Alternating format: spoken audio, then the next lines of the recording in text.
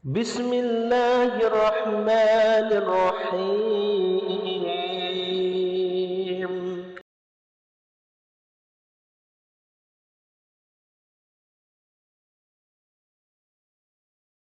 Satu. Sehat Bu semuanya? Alhamdulillah. Amin. Alhamdulillahirabbil alamin. Wassalatu wassalamu ala asyrafil anbiya'i wal mursalin wa ala alihi wa sahbihi ajma'in, amma ba'du. Kita bersyukur kepada Allah Subhanahu wa taala, kita bertemu kembali dalam majelis ta'lim ini yang tidak henti-hentinya kita berharap semoga kita semua menjadi hamba Allah yang soleh dan solehah dan selalu menjadikan ilmu agama sebagai sandaran kita dalam menjalani kehidupan, sehingga ringan kaki kita melangkah ke majelis taklim. Kemudian ada kegembiraan ibu-ibu apabila kita akan melaksanakan majelis taklim. Kalau orang gembira, teringat bahwasanya nanti ada majelis ilmu, maka insya Allah hatinya sudah cenderung kepada Allah Subhanahu wa ta'ala. Kemudian juga semoga kita semua sehat. Kalau ada sakit itu hal yang sunnatullah. Pertama tentu kita bermohon kepada Allah semoga sakit kita disembuhkan oleh Allah. Kemudian semoga Allah memberi kekuatan pada hati kita untuk menerima ujian dari Allah sambil berharap ridha Allah dan dapat menghapus dosa-dosa kita selama ini. Amin ya rabbal alamin. Salawat dan salam kepada baginda Rasulullah Muhammad sallallahu alaihi wasallam. Allahumma salli ala sayyidina Muhammad wa ala ali sayyidina Muhammad. Dengan melakukan perintah Allah melalui baginda Rasulullah Muhammad SAW, baik yang wajib maupun yang sunnah, tentu atas petunjuk baginda Rasul, pelaksanaan keislaman kita semakin ke arah kesempurnaan, di samping selalu bersolawat kepada beliau. Dan di akhirat baginda Rasul dapat menjadi pembela kita di saat tidak ada lagi yang membela kita nanti. Baik ibu-ibu, hari ini kita membahas tentang surah At-Takatsur.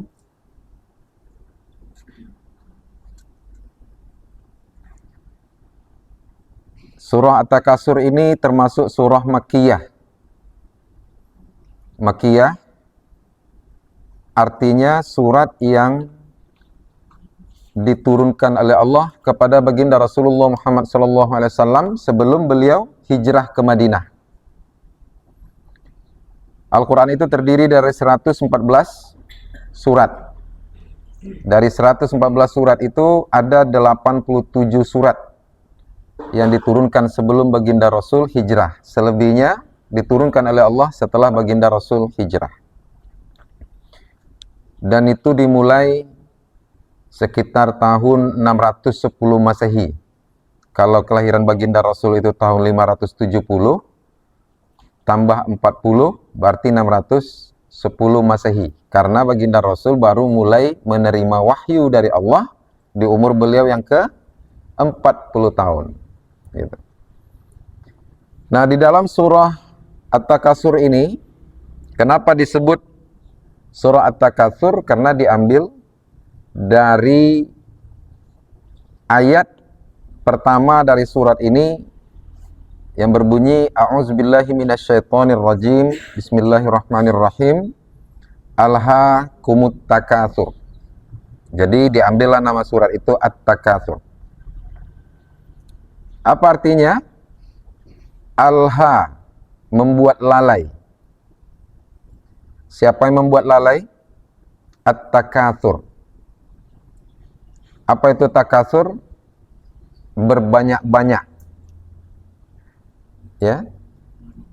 Dapat 1 mau 2, dapat 2 mau 3, dapat 3 mau 4, dapat 4 mau 5, tak pernah puas. Atau bisa juga diartikan supaya lebih gampang, bermegah-megah. Siapa yang dilalaikan? Kalian, kata Allah, kita semua. Apa yang berbanyak-banyak itu? Nah, mungkin kalau sekarang di usia kita yang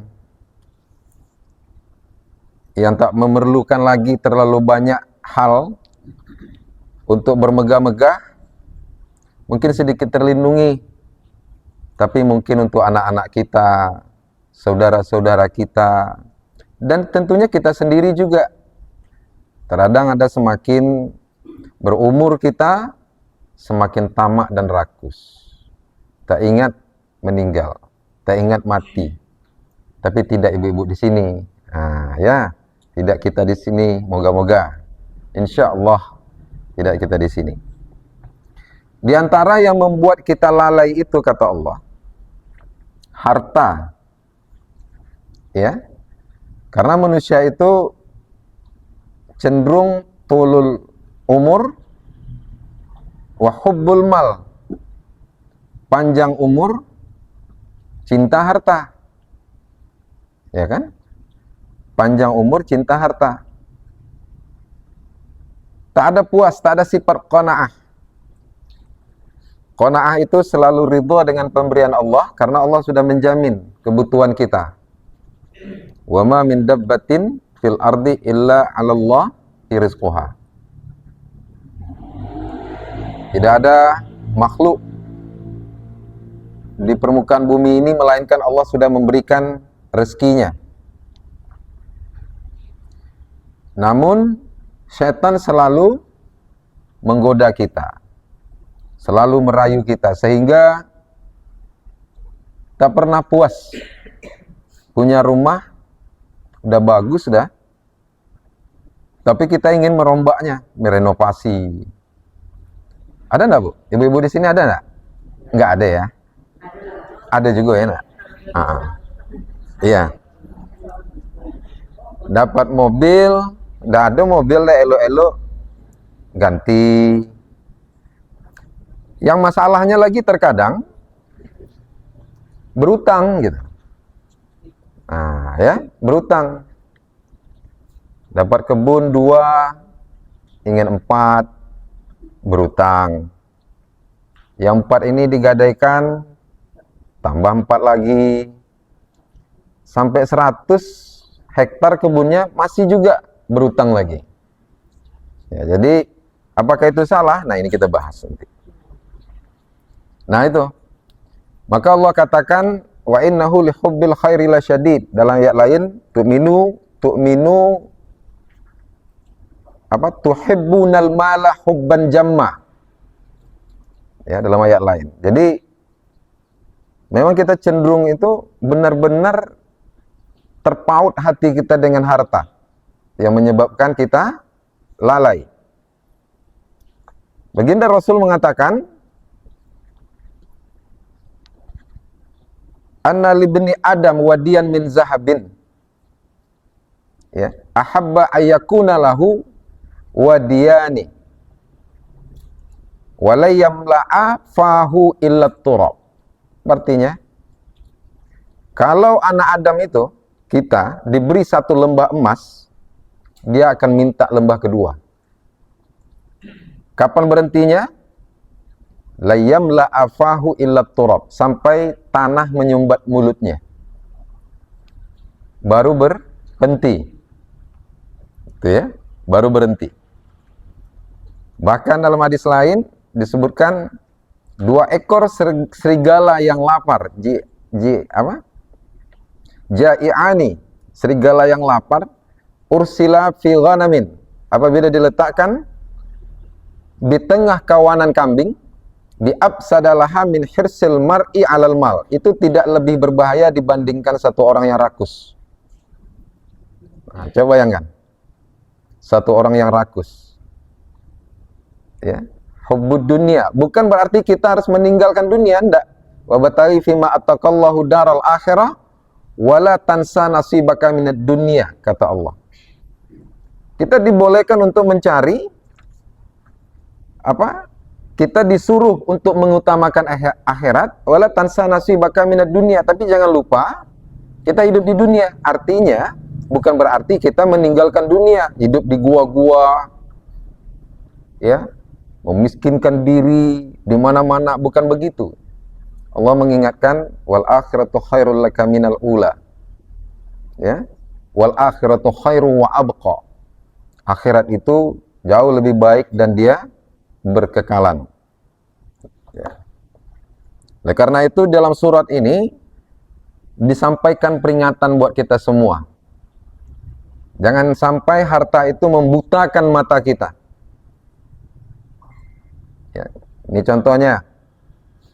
Kita punya uang di rekening banyak. Yakin tak kita uang milik kita di rekening itu bakalan menjadi rezeki kita? Tak yakin kan? Banyak saya menyelesaikan faraid, ternyata uang di rekening yang selama ini dicari pagi, petang, siang, malam, tungkus lumus, tak ingat sholat berjamaah, tak ingat sholat ke masjid, ke surau, subuh pergi malam pulang, sehingga terkumpul banyak, ternyata itu bukan milik dia, ibu-ibu. Kenapa saya tahu? Ketika saya menyelesaikan warisnya, ternyata itu milik orang lain. Bahkan kalau dia hanya punya anak perempuan, ternyata itu juga menjadi bagian hak dari saudaranya yang lain. Padahal saudaranya ini tak pernah datang ke rumah, tak pernah nengok ketika dia sakit, tapi itu menjadi hak dia. Coba bayangkan. Nah, ini harus berhati-hati dengan harta. Bukan tidak boleh kita mencari harta, boleh. Tapi jangan sampai melupakan kepada Ar-Razzaq yang memberi harta itu. Apalagi membuat kita sombong, lalai. Sholat sudah tidak tepat waktu, seperti Sa'labah bin Hatib. Ketika dia meminta doa kepada baginda Rasul, dia termasuk golongan suku Aus. Minta kepada baginda Rasulullah Muhammad SAW. Pada saat itu dia dalam keadaan miskin. Rasulullah bilang, lebih baik harta tidak banyak tapi bersyukur kepada Allah. Nanti kamu tidak mampu mempertanggungjawabkannya. Tapi Sa'labah bin Hatib menjawab, insya Allah, apa namanya? Beliau menjawab, bisa ya Rasulullah. Ternyata apa? Ternyata dia tidak mampu. Awalnya sholat 5 waktu ke masjid, karena dia bapak-bapak ya. Setelah banyak hewan ternak karena didoakan oleh Rasulullah, sibuk. Tinggal beberapa waktu saja lagi. Lama-lama habis. 5 waktu tak ke masjid lagi, tinggal Jumat. Lama-lama Jumat pun tidak pergi lagi. Itu harta, ibu-ibu. Bukan tidak boleh mencari harta menjadi kaya. Umat Islam itu baik sekali kalau dia menjadi kaya. Kenapa? Karena dari harta yang dicari itu ada hak orang lain. Ada hak wajib, ada hak yang bersifat sunnah. Hak wajib zakat. Ya kan? Dia bayar zakat. Hak sunnah sedekah. As-sadaqatu tadfa'ul bala. Sedekah itu dapat menolak malapetaka. Ibu-ibu sekalian, ada sebuah cerita, riwayat juga dalam kitab-kitab muncul. Allahu alam, semoga ini menjadi pelajaran. Pada masa Nabi Sulaiman alaihissalam, Nabi Sulaiman ini seorang nabi yang juga raja. Baginda Rasulullah ketika dia ditawar mau jadi nabi yang raja atau nabi yang hamba, baginda Rasul milih nabi yang hamba. Nabi Sulaiman alaihissalam dia kaya, nabi yang raja, Raja Sulaiman. Dia mampu menaklukkan semuanya, bukan hanya manusia, Bu. Hewan, makhluk yang tak kasat mata, jin pun tunduk. Dia bisa berbicara dengan hewan, ya. Baginda Rasul begitu juga dia bisa berbicara dengan tumbuhan seperti pohon kurma yang biasa menjadi sandarannya. Jadi ketika itu, di masa itu, ada seseorang yang selalu mengambil telur milik sepasang burung, merpati lah kira-kira. Orang itu mengambil telurnya untuk dimasak. Kemudian burung ini mengadu kepada Nabi Sulaiman alaihissalam. Kemudian Nabi Sulaiman memanggil orang itu. Besok jangan kamu ambil lagi. Itu tidak baik. Tapi besok diambil lagi. Burung itu masih mengadu kepada Sulaiman alaihissalam. Akhirnya Sulaiman memanggil lagi. Besoknya ambil lagi. Akhirnya Nabi Sulaiman mengutus 2 jin untuk menjaga telur burung tadi. Tetapi sebelum mengambil, istri dari yang orang ini bersedekah. Kemudian dia baru mengambil telur tadi. Kemudian dia mengadu lagi kepada Nabi Sulaiman, "Ya Sulaiman, ini gimana ini? Kayaknya orang itu tak berubah, tetap saja menggangguku dengan mengambil telur-telurku." Nabi Sulaiman memanggil 2 jin yang diutus tadi. Apa jawab jin itu? "Tuan, ya Nabi Allah, orang ini sebelum mengambilnya tadi dia bersedekah, sehingga Allah mengutus 2 malaikat, dan ketika kami ingin menghalanginya, maka malaikat ini melempar kami jauh-jauh." Nah ini artinya apa? Sebagai fadhailu amal bagi kita, memotivasi kita untuk selalu bersedekah. Karena harta yang pada hakikatnya akan kita bawa, yang akan kita bawa ke alam barzakh, ke padang mahsyar nanti, tidak ada lain melainkan sedekah. Baik sedekah wajib maupun sedekah sunnah. Di sini Allah katakan, hatta zurtumul maqabir. Kapan kita berhenti? Harta ini tidak lagi membuat kita lalai. Setelah kita tersadar. Waktu kita hidup kita tidak tersadar. Tidak banyak orang yang mengingat kematian. Kullu nafsin za'iqatul maut. Setiap kita tidak akan terlewatkan dari kematian. Tapi setiap orang meninggal, berapa orang yang kita lihat berpengaruh enggak pada hati kita? Kan tidak, Bu, ya? Setelah ngantar orang meninggal kan kita pulang biasa aja. Ya enggak? Ada enggak terbayang gimana lah dia nanti ditanyain sama malaikat? Ada ya? Alhamdulillah. Itu tanda cahaya iman semakin meningkat dengan adanya kematian. Makanya ketika lewat kuburan, assalamualaikum ya ahlal kubur, wa inni insyaallah lahikun. Salam sejahtera atas kalian wahai penghuni kubur, saya insyaallah akan menyusul kalian semua. Terkadang kita baca juga, tapi artinya nggak tahu terkadang.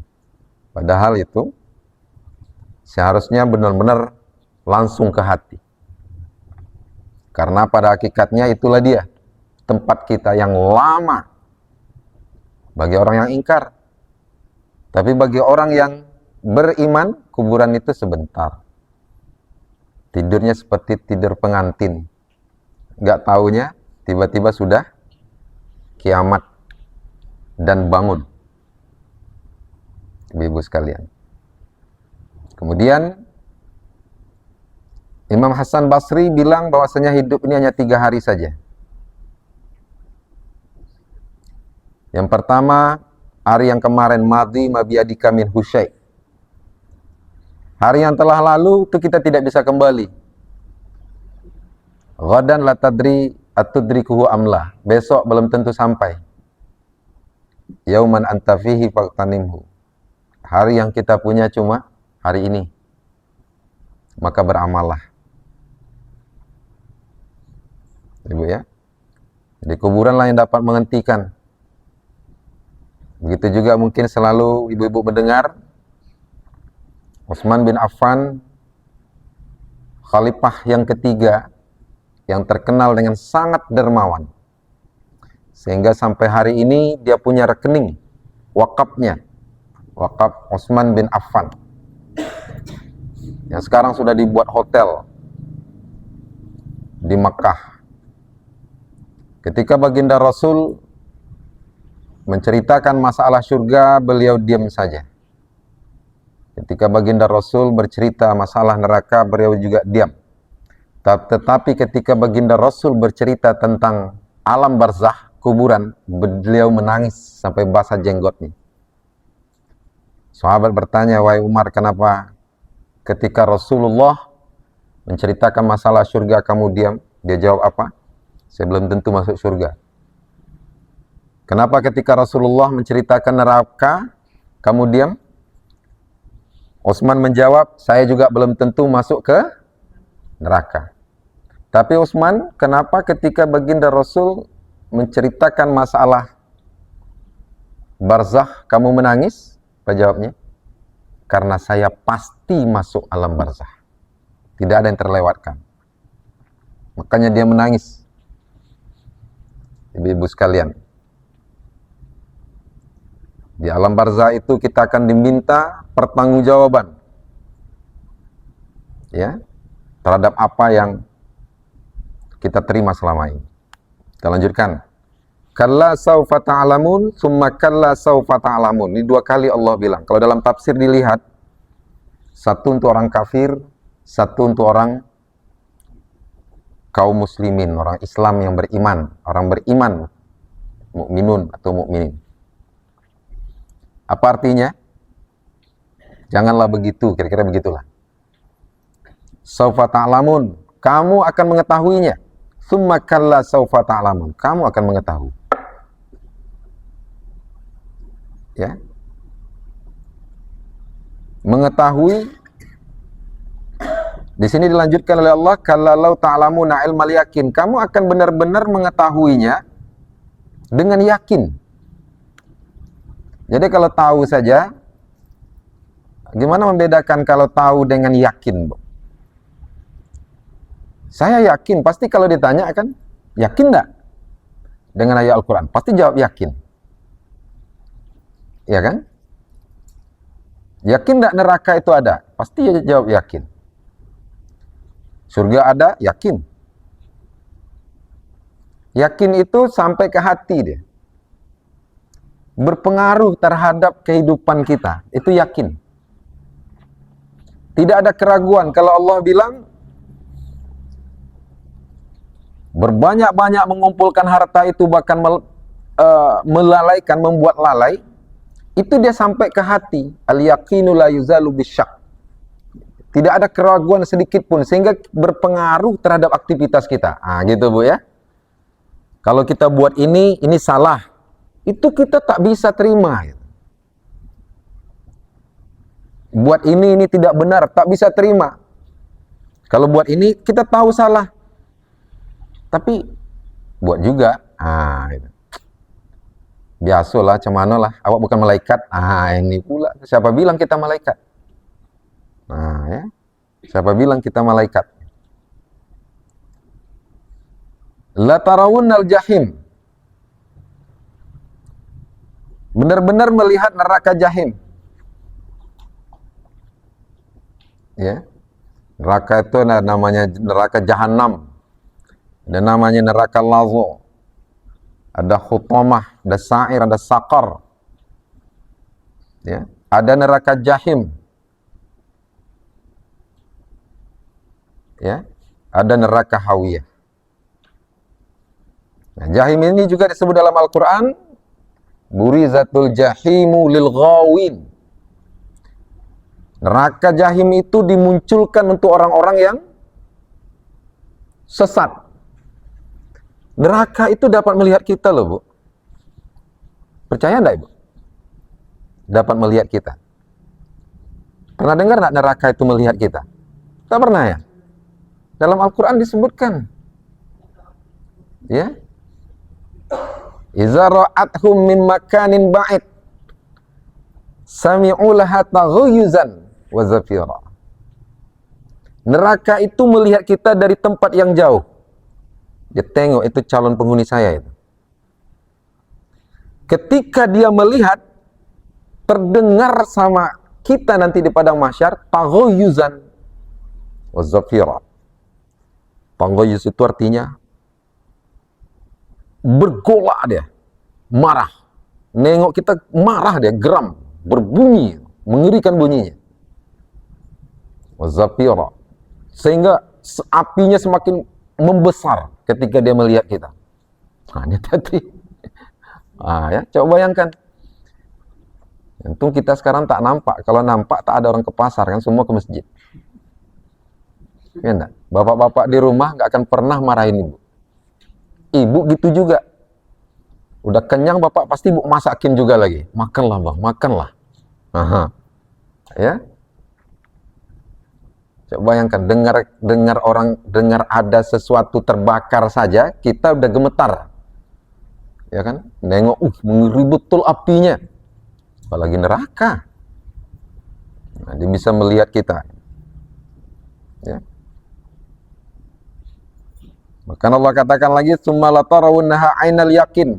Tadi, jadi yang pertama melihat dari jauh, kalau sudah ainul yakin itu melihat dari dekat. Dengan mata kepala dari dekat melihat.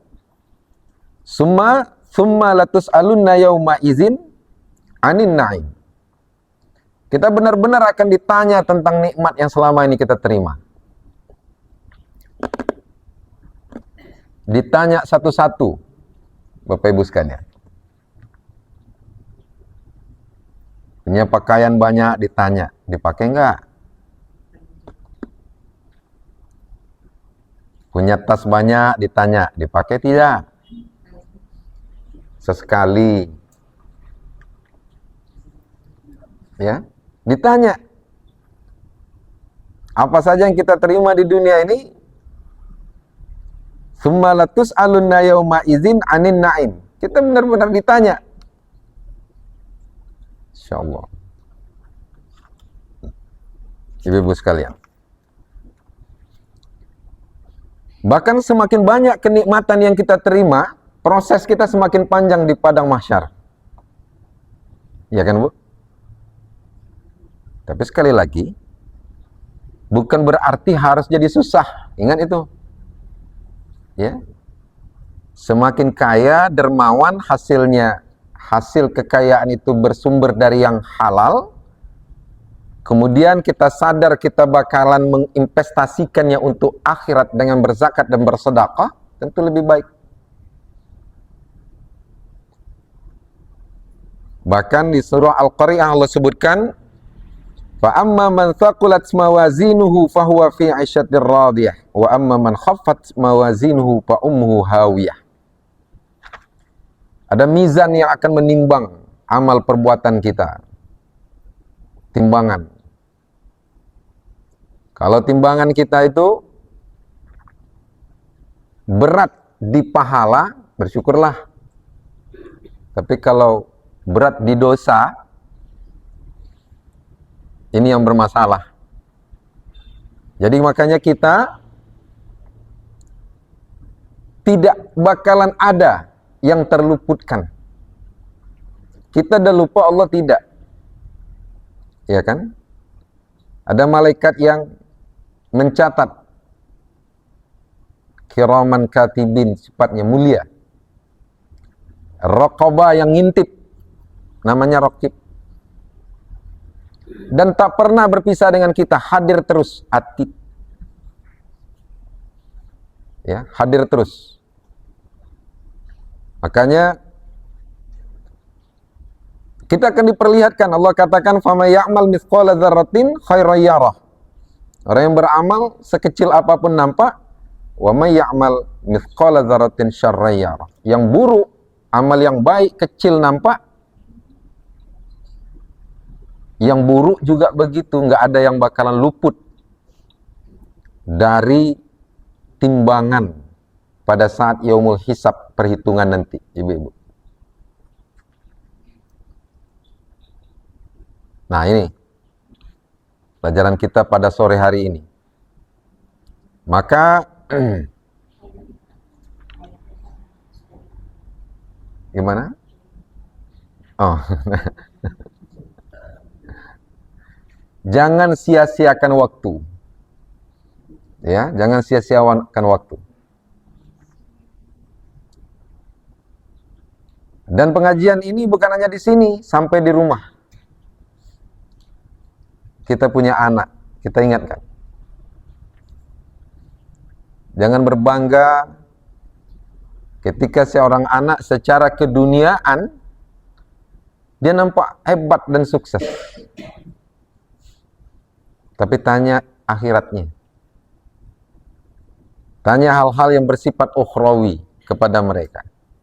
Hal-hal yang mendasar tentunya. Sholat kah belum? Wuduk kamu gimana? Kira-kira kayak gitulah. Saya lihat kamu harta kamu banyak.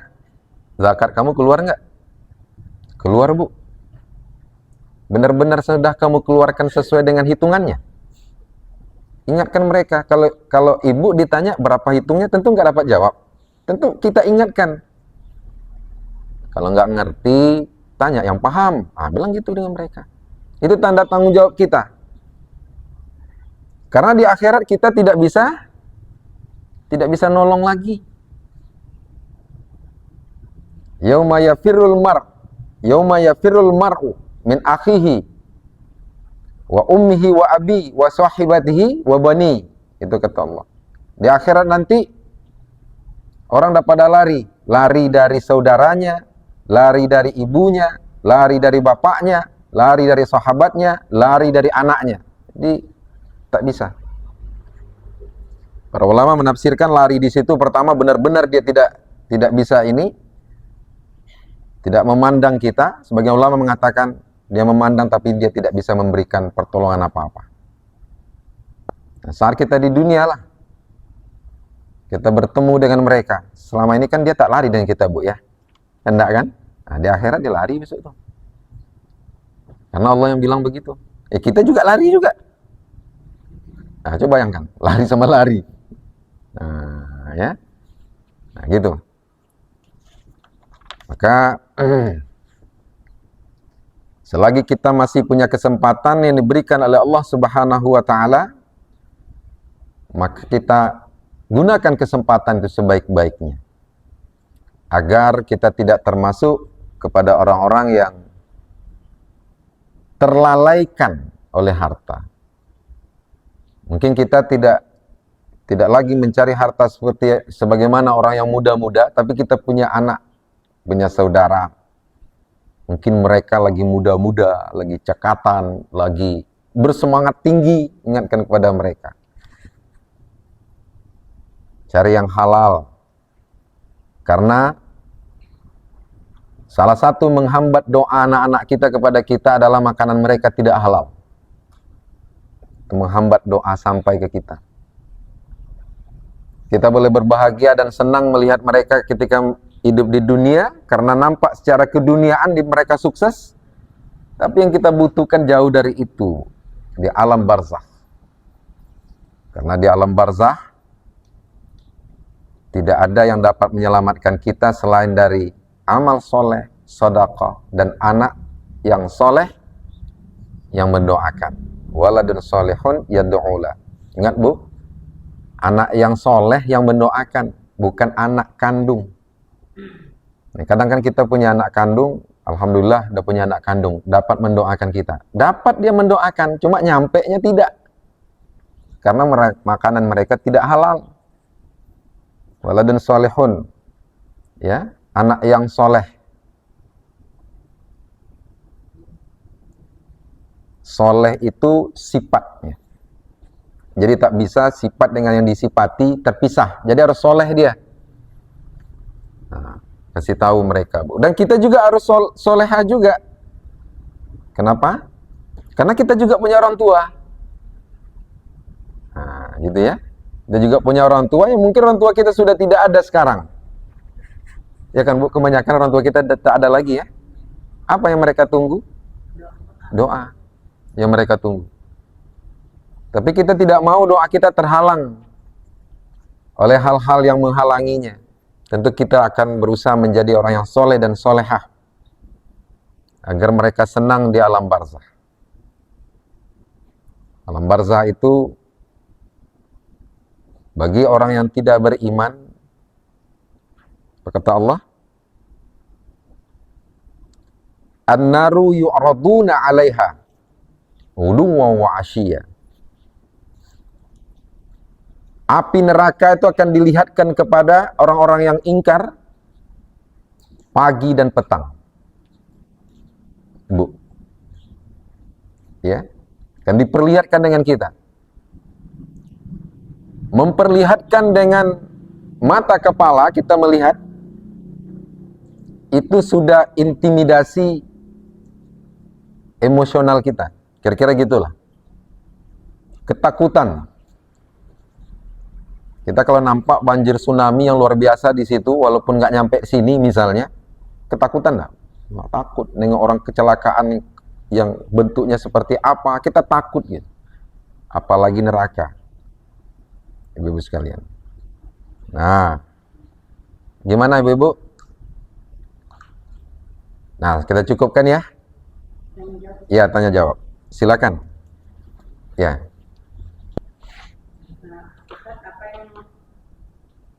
Apa itu sedekah wajib dan apa itu sedekah sunnah? Baik. Terusnya, bagaimana doa yang terhambat karena makanan yang kita kasih itu tidak halal kan sangat besar. Bagaimana kalau bagaimana untuk supaya membersihkannya? Baik. Yang pertama, apa itu sedekah wajib? Satu, sedekah wajib itu jelas, zakat. Sedekah wajib. Yang kedua, kafarat. Kafarat satu, kafarat puasa. Tapi kafarat puasa ini bagi orang yang tidak mampu mengqadha puasanya, seperti orang yang terkena penyakit, udah tua, dia tak mungkin lagi berpuasa, memberi makan satu orang miskin setiap kali dia tidak berpuasa, atau satu mud 0,6 kilogram. Kemudian ada kafarat sumpah. Kafarat sumpah juga sama dengan kafarat nazar. Kalau seseorang itu bernazar atau seseorang itu bersumpah dan ternyata dia melanggarnya, maka dia harus bayar kafarat. Bisa memberi makan 10 orang miskin, atau memberi pakaian, atau memerdekakan seorang hamba, atau berpuasa 3 hari. Kafarat puasa juga bagi orang yang melakukan hubungan suami istri tanpa uzur syar'i. Maka dia harus membebaskan seorang budak, atau berpuasa 2 bulan berturut-turut, atau memberi makan 60 orang miskin. Itu wajib. Ya, wajib. Kalau orang naik haji, bayar dam haji tamattu, melakukan umroh dulu baru haji, menyembelih 1 ekor kambing. Itu namanya kafarat atau sedekah, tapi sifatnya wajib. Yang sunnah yang tidak di luar itu, infak, sedekah, sedekah juga namanya, yang sunnah. Ya, memberi makan orang miskin, menyantuni anak yatim, itu tanda kita beriman kepada Allah dengan bersungguh-sungguh beribadah. Karena pada dasarnya yang memberi makan kita itu Allah. Allah titipkan rezeki untuk mereka yang kurang mampu. Itu sedekah biasa. Falyabudu rabb hadzal bait allazi at'amahum min ju'. Sembah Allah karena Allah yang memberi kita makan ketika kita lapar. Ibu ya? Apa saja yang sedekah wajib, apa saja yang sedekah sunnah. Itu oke, Bu? Nah, bagaimana dengan makanan yang tidak halal. Halal ini lawannya apa? Haram. Haram itu ada dua. Pertama, haram zatnya. Apa yang haram zatnya? Zatnya haram. Babi, khinzir. Iya kan?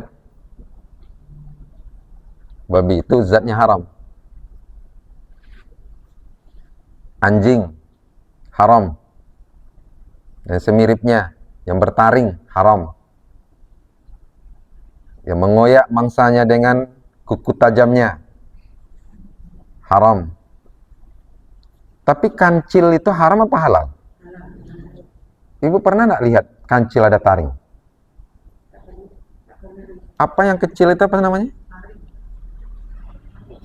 Yang apa? Yang di bawah kancil apa namanya? Pelandu atau apa? Itu kan ada taring dia tuh, panjang. Halal atau haram? Ada taringnya, Bu. Tapi dia halal karena taring itu tidak digunakan untuk mengoyak mangsa, untuk nakut-nakuti. Binatang yang dilarang membunuh itu juga haram dimakan. Itu haram zat namanya. Kucing itu haram dimakan karena dia bertaring. Yang dilarang membunuhnya itu seperti katak. Ya. Tak boleh dibunuh. Kemudian ada juga burung hudhud, lebah. Tak boleh dibunuh, haram dimakan. Jadi jangan makan lebah ya. Madunya boleh. Itulah tadi tuh. Gimana tuh? Bu? Apa, Bu? Oh iya.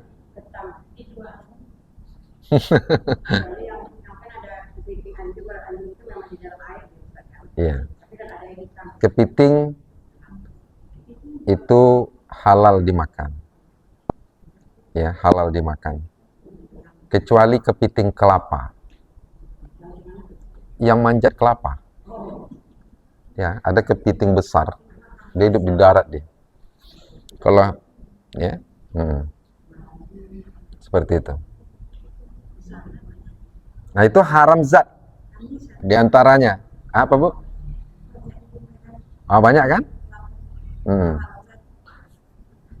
Ya.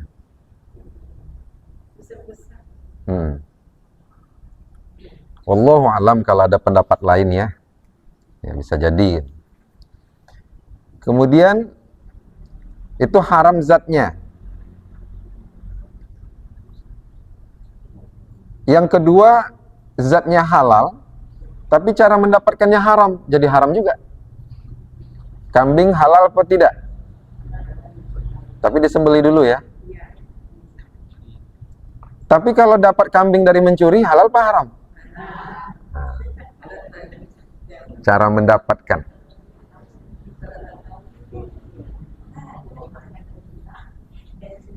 Pergi ke rumah makan, ke restoran, makan bakso segala macam, halal ya? Halal. Tapi engkau lah yang bayar. Tadi kan dapat itu tuh, dari itu tuh. Halal apa haram? Yang dibawa orang yang ikut memakannya, makan kalau dia tahu. Makanya kalau ada orang ngajak makan, jangan banyak tanya. Ini banyak tanya kan? Wah, kamu pesta ya? Iya. Dari duitnya dari mana? Baru dapat duit? Iya. Dari siapa? Ini. Nanti tak jadi makan. Kalau ajaknya pergi pesta, pergi aja makan, gak usah tanya banyak. Ya.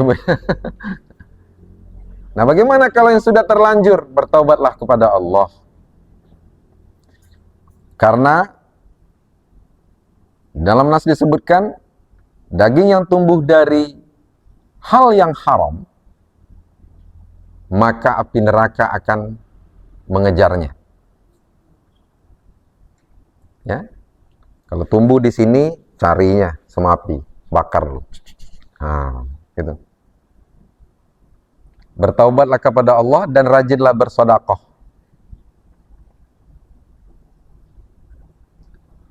Kalau udah terlanjur. Tapi kalau udah terlanjur masih ada, infakkan. Saya udah terlanjur, Ustadz, ngambil mangga orang. Berarti kalau gitu saya taubat ya. Kembalikan mangganya, baru taubat. Ya, jadi kalau barang orang diambil, itu cara ngambilnya, cara mendapatkannya haram. Curi motor sampai di rumah, taubat diterima Allah enggak? Motor kembalikan dulu. Iya kan? Motor kembalikan dulu. Sama dengan puasa. Ramadan ini saya tak mau puasa. Nanti 1 Syawal saya tobat. Puasa jadi utang enggak? Tetap utang. Kalau gitu enak betul kan? Bisa tak puasa 1 bulan. Nanti setiap 1 Syawal langsung sholat taubat. Aman. Setiap tahun dia tak puasa. Iya, kalau semuanya. Taubat tetap, qadha harus bayar. Ya Bu, oke? Ya, ada lagi?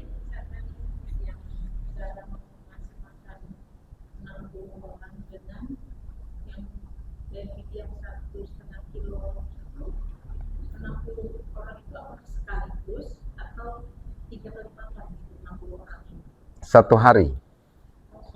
Satu hari berapa kali makan? Ya. Ya, bayar fidyah puasa. Nih, Ibu nanya, gimana bayar fidyah puasa? Setiap kali meninggalkan puasa, bayar fidyah bagi orang tua kita yang sudah tidak mampu untuk mengqadha puasanya. Satu hari berapa kali makan? 3.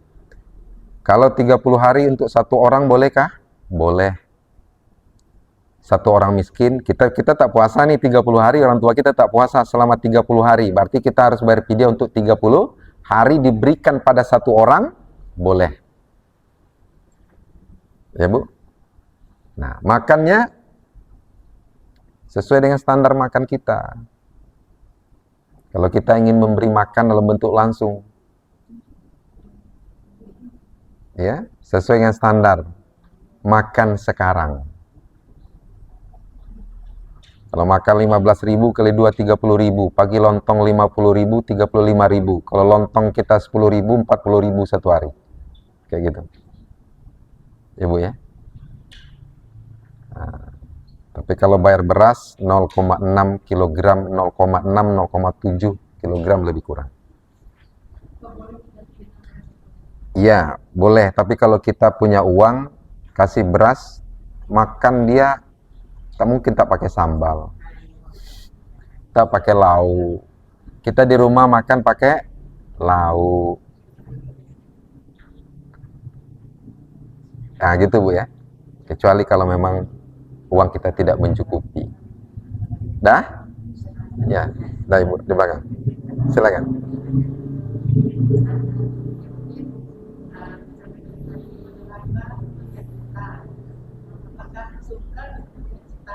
Iya.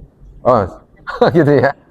Iya. Anak doa anak yang soleh, maka sama anak angkat dengan anak kandung kita akan sama. Baik. Disebutkan neraka melihat kita min makanin ba'id.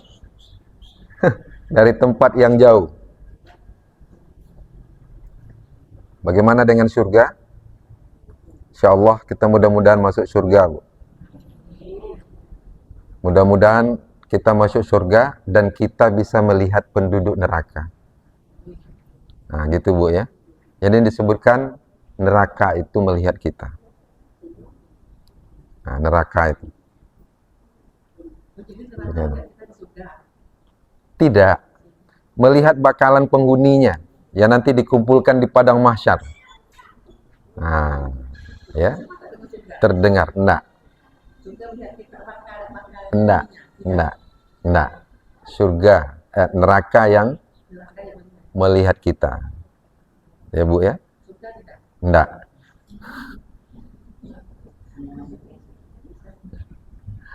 Ya. Kemudian apa tadi?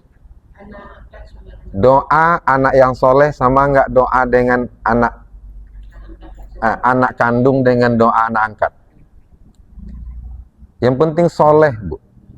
Doa orang lain bukan anak kita pun mendoakan kita, insya Allah nyampe. Tapi soleh, ya, sama maknanya. Tapi soleh. Tapi kenapa disebut anak yang soleh? Karena untuk menjadikan anak menjadi soleh itu tanggung jawab orang tua.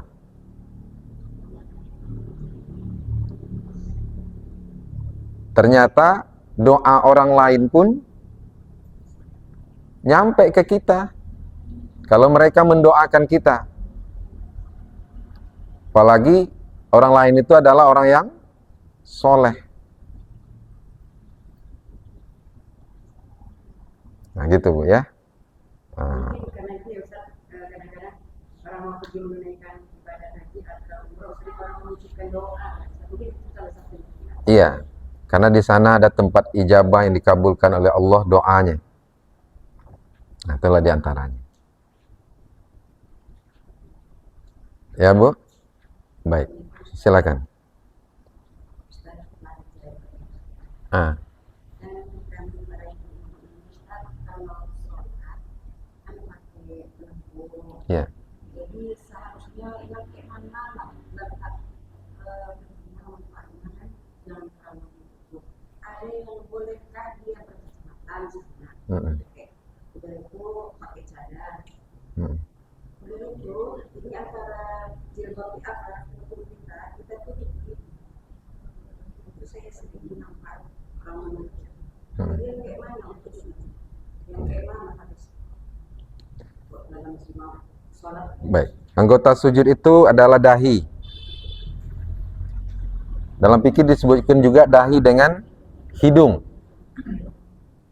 Jadi dahi harus menyentuh sajadah. Tak boleh ada lapisan.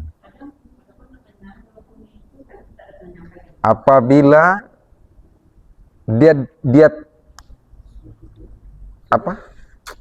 apabila sujud kemudian dihalangi oleh kain dan kain itu mengikut kita, tak sah. Tapi kalau kain itu tidak mengikut kita berdiri, sah. Contohnya apa? Ini sajadah, kita letak sini apa gitu kan? Kan tak ngikut kita di ketika berdiri. Itu sah. Tapi kalau ngikut kita dia tidak sah. Kan pakainya kan, mukenanya gini gitu. Ada kan ngikut kita ketika berdiri. Nah. Ya. Yang tidak boleh itu menutup wajah. Seperti cadar. Tidak boleh, Bu. Iya. Tidak boleh. Ya. Ya. Kalau perempuan yang dikatakan telepon itu tidak boleh yang dari sutra yang tipis yang misalkan seharusnya seperti apa? Ya. Baginda Rasulullah Muhammad SAW menyampaikan emas dan sutra itu tidak boleh dipakai oleh laki-laki. Sekarang bukan masalah sutranya, tapi masalah tipis dan transparannya. Karena itu bagian dari aurat. Aurat itu, kita kan bisa nutup aurat, tapi nutup aurat itu dengan sesuatu yang transparan, itu namanya tertutup atau tidak? Atau tidak transparan, tapi mengikut bentuk tubuh, nutup aurat atau tidak? Tujuannya menutup aurat itu adalah menghilangkan lekuk-lekuk tubuh. Nah, gitu Bu ya.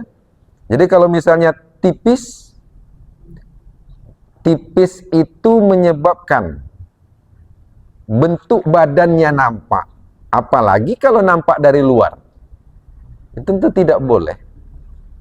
Tidak terkategorikan menutup aurat. Ya Bu? Ya. Memangnya pakaian itu tipis ya? Kan ada Ustaz mengatakan, ada Ustaz dari ceramah-ceramah. Hmm.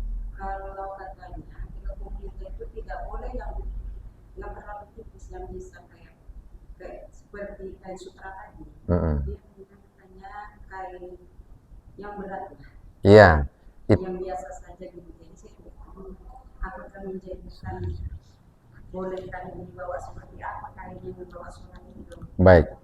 Sebetulnya tidak dibolehkan memakai pakaian mukena kek, pakaian kek kalau dia tipis, tapi tidak boleh itu karena tipisnya.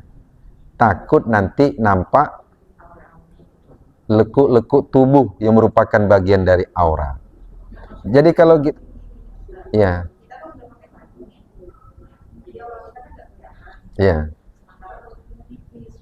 Oh boleh, nggak apa-apa, kayak gitu aja boleh. Kayak ibu sekarang, asalkan tertutup, boleh. Ya bu ya.